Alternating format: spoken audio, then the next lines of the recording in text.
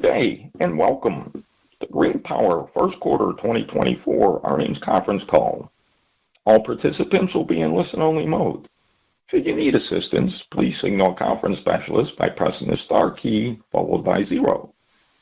After today's presentation, there will be an opportunity to ask questions. Please note that this event is being recorded. I'd like to turn the conference over to Mr. Michael Sieffert, Chief Financial Officer. Go ahead. Thank you. This is Michael Sieffert, the Chief Financial Officer of GreenPower Motor Company. I would like to welcome everyone to our call to discuss GreenPower's results for the quarter ended June 30, 2023. I'm here today with our Chief Executive Officer, Fraser Atkinson, our President, Brendan Riley, Vice President Klaus Tritt, and Vice President Michael Perez. During today's call, we may make comments or statements about our future expectations, plans, and prospects, which may constitute forward-looking statements for the purposes of the Safe Harbor provision under the Private Securities Litigation Reform Act of 1995 and applicable Canadian securities laws. Actual results may differ materially from those indicated by these forward-looking statements as a result of various important factors, including those discussed in our quarterly interim results and MD&A filed on SEDAR and on EDGAR. In addition, these forward-looking statements relate to the date on which they are made. We anticipate subsequent events and developments may cause the company's views to change. GreenPower disclaims any intention or obligation to update or revise any forward-looking statements, whether as a result of new information, future events, or otherwise. Also, during the course of today's call, we may refer to certain non-IFRS financial measures. Reconciliation of these non-IFRS measures can be found in our MD&A filed on SEDAR and on EDGAR, and is also located on our website at www.greenpowermotor.com. I will now pass the call over to GreenPower CEO, Fraser Atkinson. Thanks, Michael. I want to start off with the events of a week ago when Proterra filed for Chapter 11 bankruptcy. The origin of Proterra was manufacturing all-electric, heavy-duty 35 and 40-foot low-floor transit buses. Over the years, they expanded their business to become a Tier 1 OEM supplier for drivetrains and batteries to other EV OEMs. This included supplying Thomas-built school buses for their all-electric Type C Julie, which competes with our Type D Beast school bus. They also supply batteries for all-electric Type A school buses and for Class 4 vehicles, which compete with our Type A school bus, the Nano Beast, and various EV Star models, respectively. You might think that now would be a great opportunity for GreenPower with our all-electric low-floor transit-style buses to aggressively pursue this transit sector. But we believe it is difficult to make money in the transit space where the sales cycle is typically over 3 years. GreenPower's strategy for the past number of years has been focused on accessible markets with shorter sales cycles where we can achieve economies of scale and can make money on the products we sell. On today's call, we have the leaders of our commercial vehicle and school bus groups to provide you with insight on our strategy to accomplish that. Turning to GreenPower, this was a record-setting quarter as we recorded revenues in the first quarter of $17.6 million, more than 4 times the revenue of $3.9 million from the previous year's first quarter, and delivered 131 GreenPower vehicles in the quarter, also a record. We also achieved significant operational improvements, which Michael will discuss next. I want to comment briefly on our liquidity as we significantly improved our financial position in the quarter. At the start of the quarter, we were on our line of credit, which is up to $8 million. We were on that line of credit for $6.6 million, and we were able to reduce that to $162,000 at the end of the quarter. Whereas our cash position increased from $600,000 at the start of the quarter to $1.5 million of cash at the end of the quarter, providing us with $9.3 million of available liquidity at the end of the quarter to grow our business. I'll now hand it back to Michael for discussion on the financial highlights for the quarter. Thank you, Fraser. The financial highlights for the first quarter of the 2024 fiscal year include: we recorded revenues of $17.6 million in the first quarter, an increase of $13.7 million over the revenue of $3.9 million in the first quarter of the previous year. And our revenue was generated from the sale of vehicles, parts, finance and operating leases, as well as revenue generated at Lion Truck Body. Our cost of revenues in the quarter was $14.8 million, generating a gross profit of $2.8 million, or 15.9% of revenues, compared to a gross profit of $1 million, or 27% of revenues in the same quarter in the previous fiscal year. The company's gross profit margin reduction was primarily attributable to higher shipping costs associated with the majority of sales to customers during the quarter that were outside of the state of California, as well as sales under high-volume contracts. We anticipate that the company's gross profit margins will vary over time due to changes in the sales mix, including changes in both customers and in products. Inventory was $34.4 million at the end of the quarter, which was a reduction of $7.2 million from the beginning of the quarter. Our finished goods inventory consisted of EV Star Transit Pluses, EV Star Cab and Chassis, EV Stars, EV Star Cargo, as well as Beast and Nano Beast school buses. We remain focused on sales of finished goods inventory and efficient management of our inventory levels. Our deferred revenue at the end of the quarter increased to $11.4 million, which includes the current portion of $10.3 million. We finished the quarter with working capital of $26.1 million, and this includes over $8 million of accounts receivable and cash of nearly $1.5 million. Moving to our SG&A, our expenses were $5.3 million in the first quarter, which represented 30% of our revenue. This compares to $5.1 million in the same quarter of the prior year, which was 133% of that quarter's revenue. The reduction in this metric demonstrates GreenPower's effective management of expenses, as well as the operational leverage in our business model, and this contributed to improvements in our bottom line results compared to the same quarter in the prior year. I'll now turn the call over to GreenPower's president, Brendan Riley. Thank you, Michael. Here at GreenPower, we actually know who and what we are, and to that end, we remain focused on our core mission of manufacturing desirable and compelling all-electric, purpose-built vehicles for the commercial vehicle and school bus markets. As we have shown again in this quarter, we are concentrating on the principles that put the company on a path to sustainable growth and profitability. Further developing and manufacturing our all-electric school bus and purpose-built commercial products, reducing lead times and delivering the product to the customer, all on time and within budget.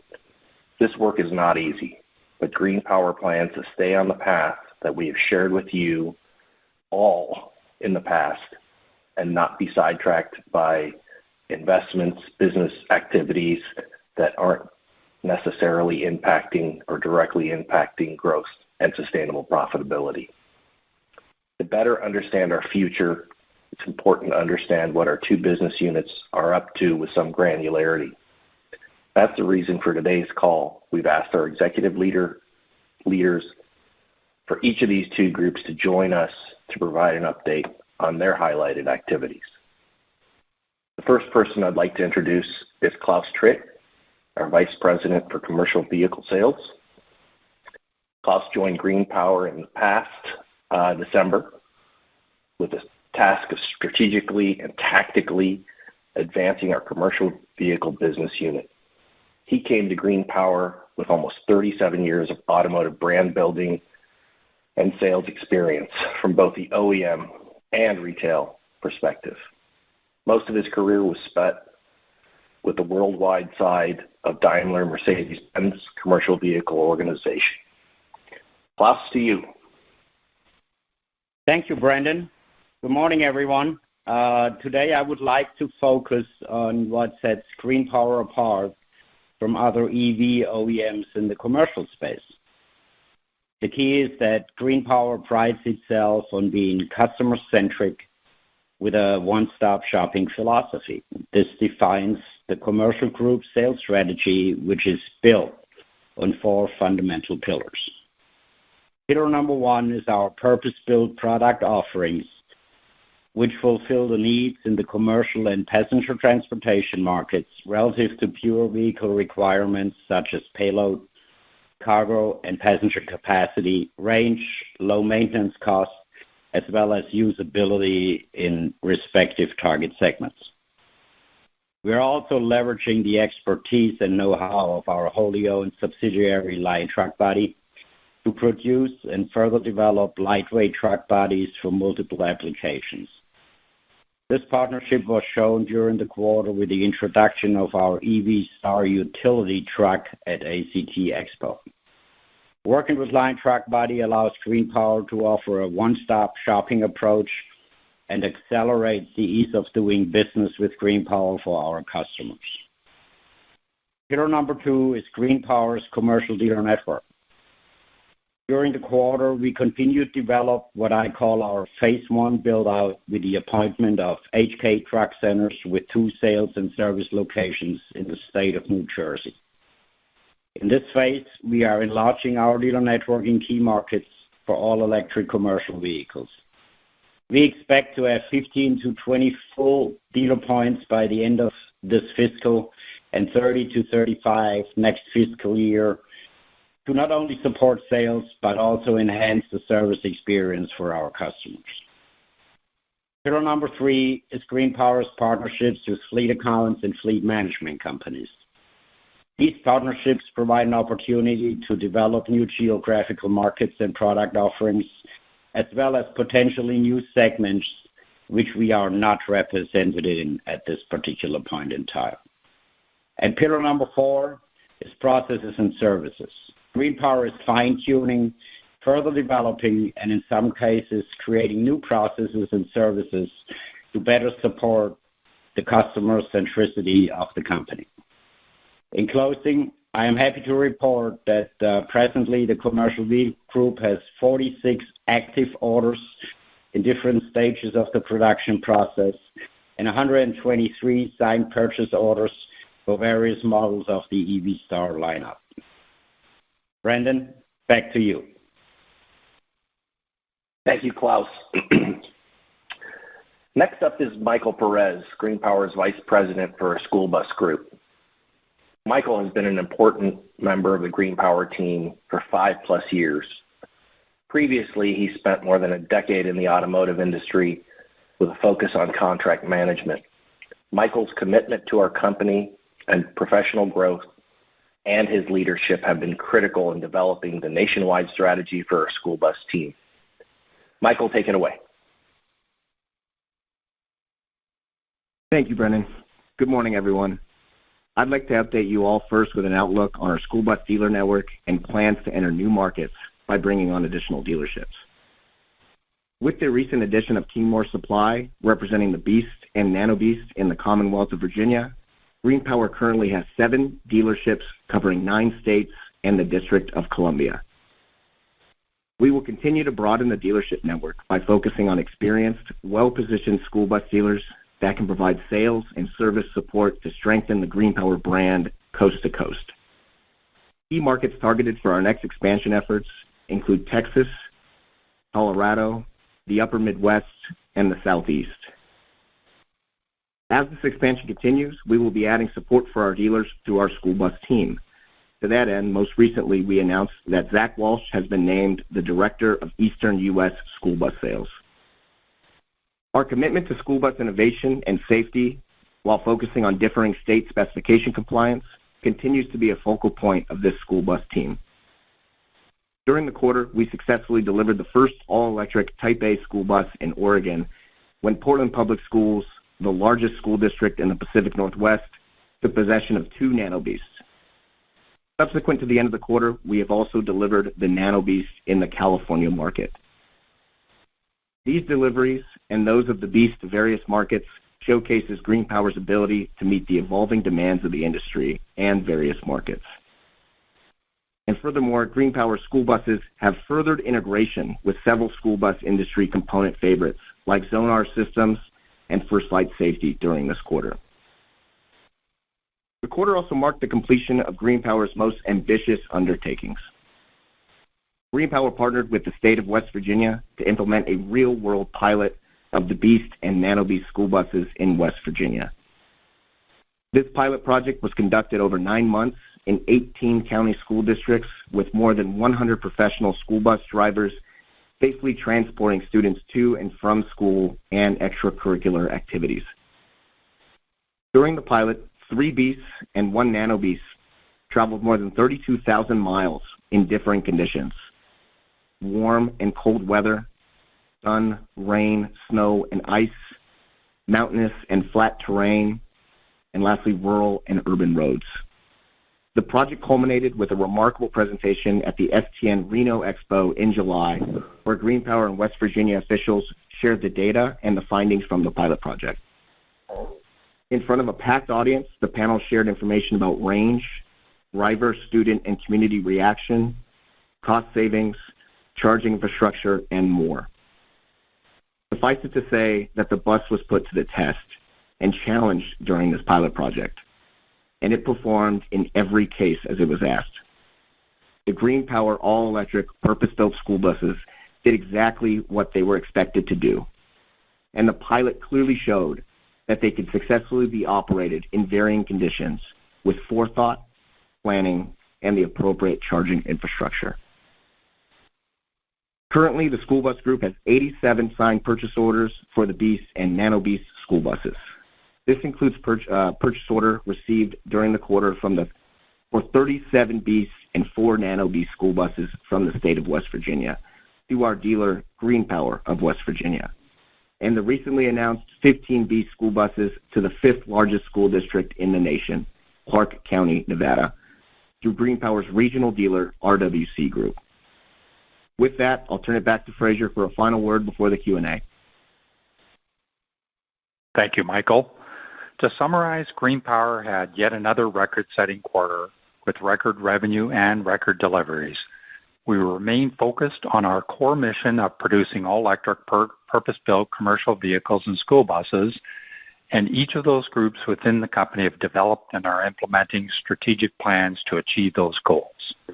With that, operator, please open up the call for questions. Thank you. We'll now begin the question and answer session. To ask a question, press star then 1 on your touchtone phone. If you're using a speakerphone, please pick up your handset before pressing the keys. To withdraw your question, please press star then 2. This time we'll pause momentarily to assemble a roster. First question will be from Craig Irwin, Roth MKM. Please go ahead.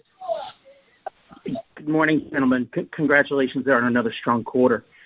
I wanted to start off with a couple questions about the backlog. So we added up, it's 259 units. Can you clarify for us what portion of that is made up by anticipated deliveries to Workhorse? Are you referring to the numbers that Klaus referenced in the commercial vehicle group? The commercial vehicle group, the school bus group, the EV Stars all together add up to 259 units. So that doesn't include any for Workhorse. So there's none for Workhorse. So the actual backlog for delivery over the next many months omits your largest customer. That's correct. It doesn't omit. It's just that would be in addition to. You're correct. Perfect. So then my next question around the backlog would be ASPs. About a third of the units come from the Beast and the Nano Beast, if we're just counting individual units, and those tend to have materially higher pricing than the rest of your product portfolio. Can you maybe give us an idea what we should expect as far as ASPs in that backlog? Is this something more representative of what you had a little bit more than a year ago?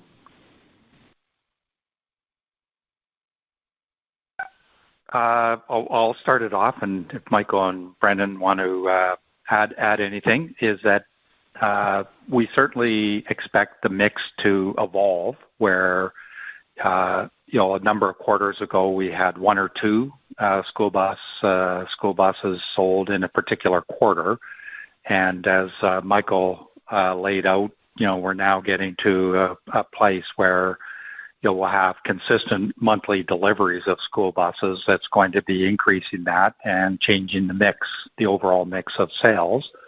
But that's also true for the commercial vehicle group, as a number of the live orders and the signed purchase orders are, also will be adding into that mix as well.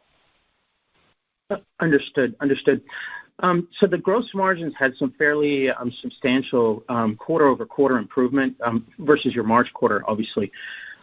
You did discuss on your last call how the mix of deliveries, the way that there was heavy contribution from large customers, was a little bit of a headwind on margins. It seems like, that headwind might be coming off as mix is becoming more favorable. Would you anticipate, some of the historic margins that we've seen in the past to be available for, many of your contracts that you're signing today? Well, our target, if we're doing a one-off sale or, just one or two unit sale, the team looks at a margin or gross profit approaching 30%. But where we have volumes, where we, with larger commercial customers, where we have initial deployments, those margins get compressed and in some cases compressed significantly. So that, the mix is going to help improve that overall margin in terms of, getting us into the low 20s or the mid 20s as a blend between the larger volume sales and the one-offs. So that, longer term, that's still the target for the company. But in the shorter term, we do have compression from those larger volume sales as well as some of the initial sales that we're making in new markets and new sectors. Understood. That makes complete sense. So my last question then would be about inventory. You generated a little over $8 million in cash from inventory in the quarter. Can you maybe give us the finished goods inventory, what the approximate breakdown is as far as the different units in there? And what would you see as an ideal inventory level for the company, given that you're looking to facilitate rapid delivery to your customers over the next number of quarters? Well, I don't think we have or we've laid out our finished goods with a precise allocation in terms of, say, school buses, being the Beast or the Nano Beast, and then various models of the EV Star.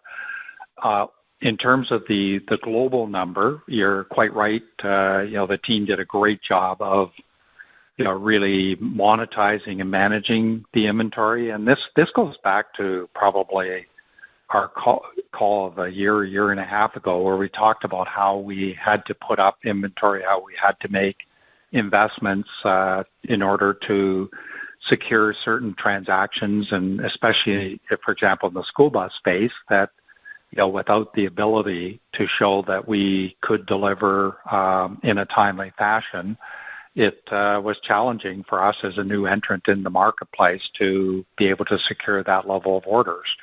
Now we're in a place where, those orders are coming in. We've got the signed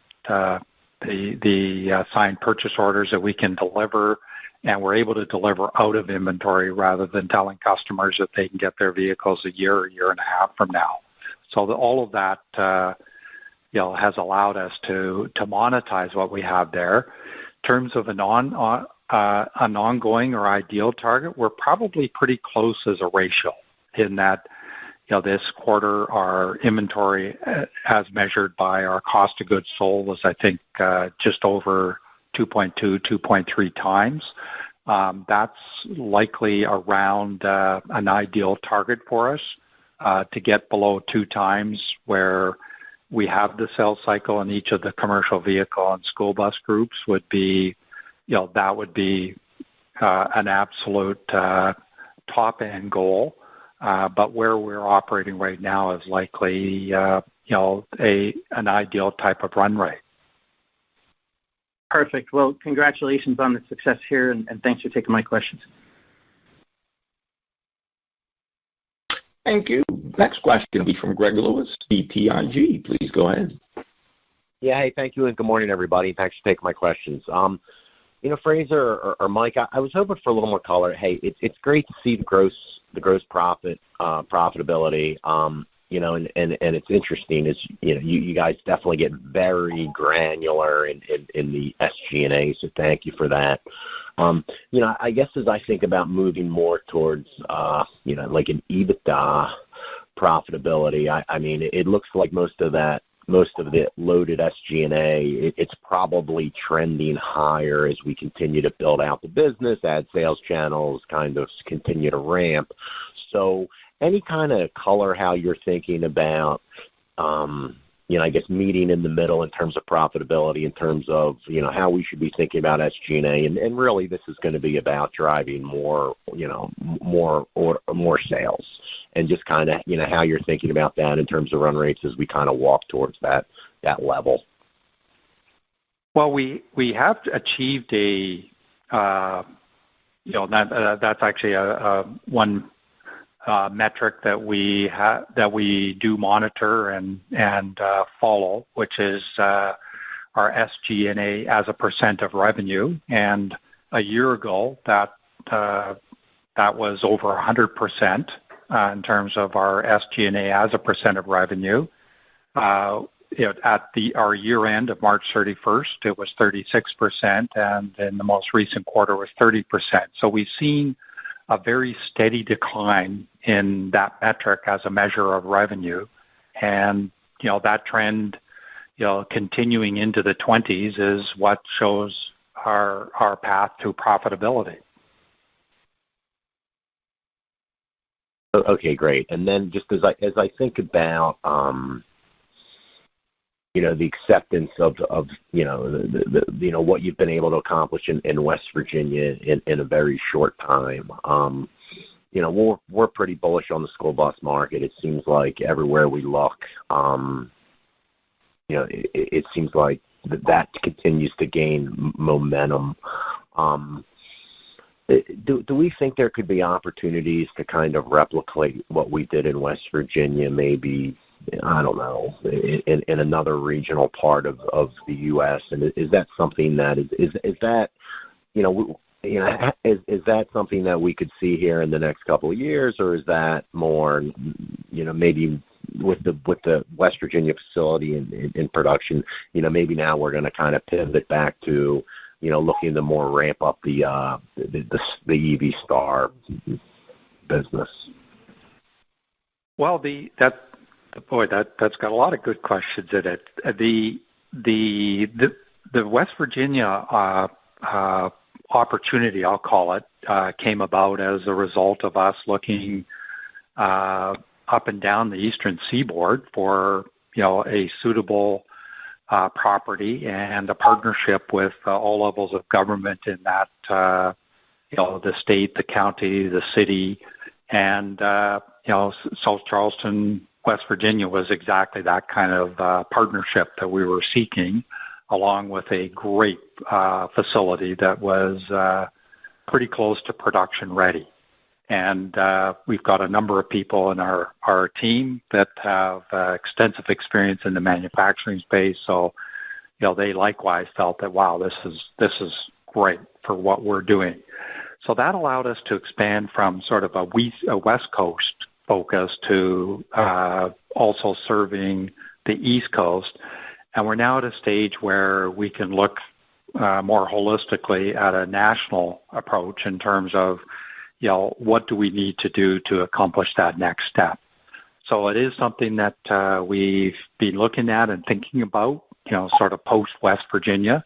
We still have a lot of work to do in West Virginia in order to, to fully utilize that facility and to build great products that can help service the type of orders that we're securing and the national approach that we're now undertaking.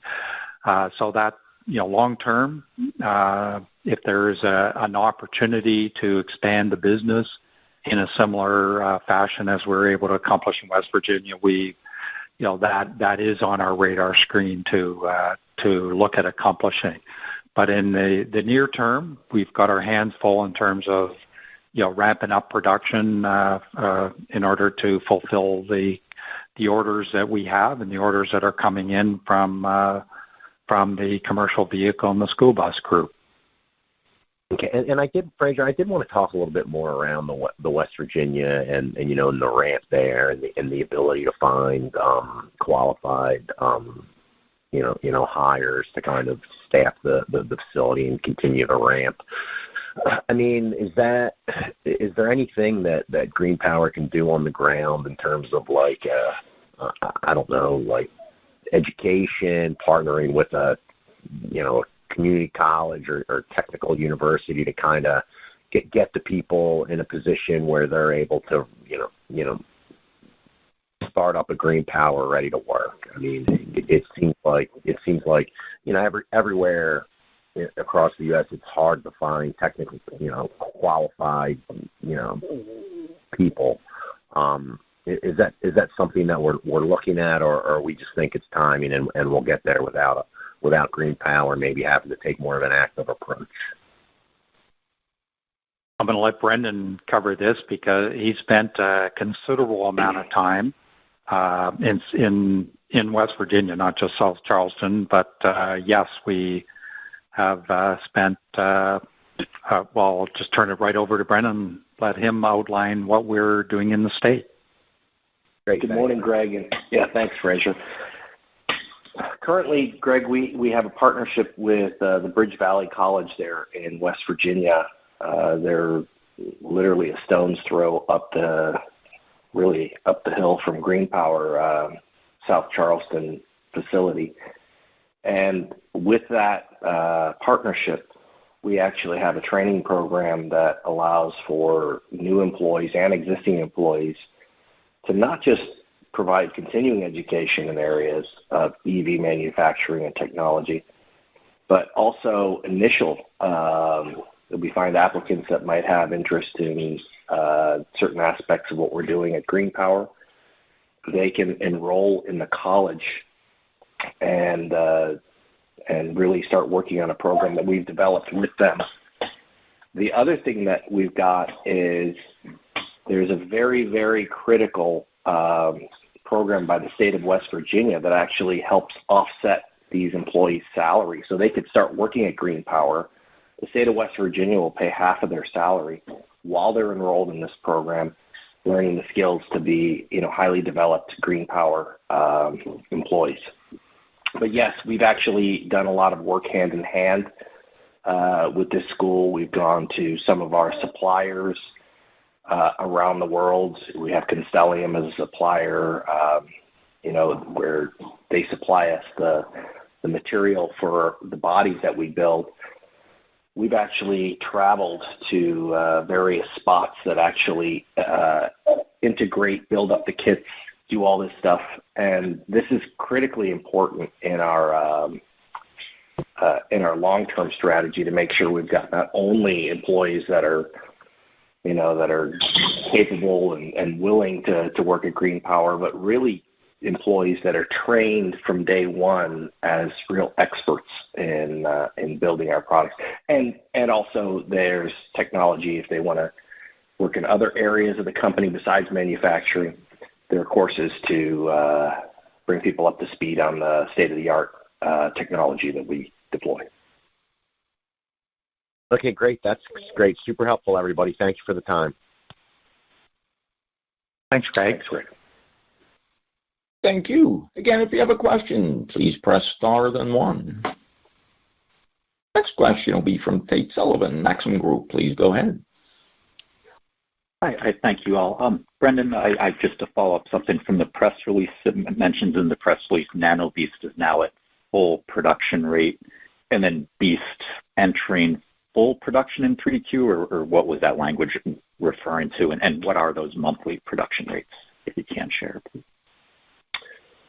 Well, when we say full production rate, we mean build right now. We can build a full vehicle and go. The rates are right now, since we're early days, they're going to be a little slower.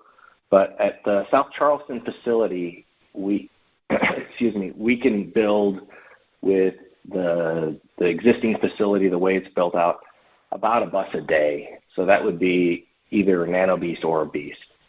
And we've just completed validating the line, setting up the line for the Nano Beast, which is done, and those vehicles are in final prep stages before we get them ready for delivery. And then the Beasts should be at that point here by, let's say, October, November. We'll have vehicles, coming off the line, just like the Nano Beast.